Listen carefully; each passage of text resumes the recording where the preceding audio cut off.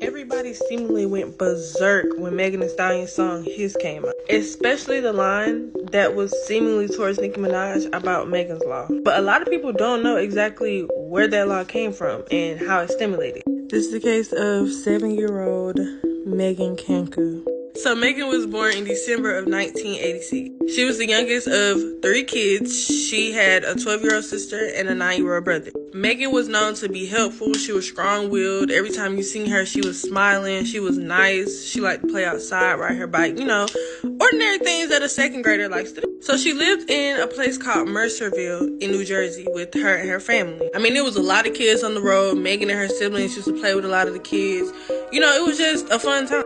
All of that would change, though, in July of 1994. Now, if y'all don't know what Megan's Law is, let me educate you real quick. Megan's Law is a federal law that requires states to maintain a registry of sex offenders and make that information public.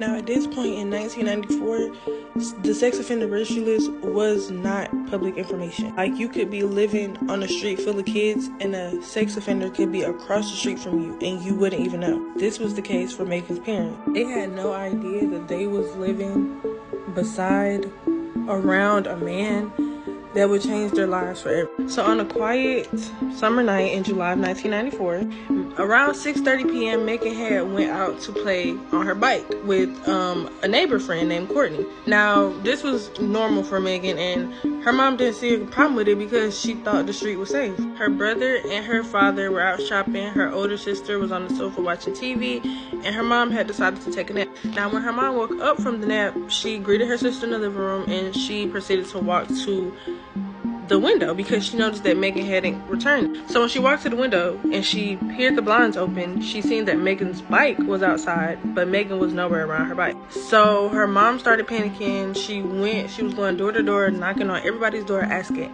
everybody had they seen her child.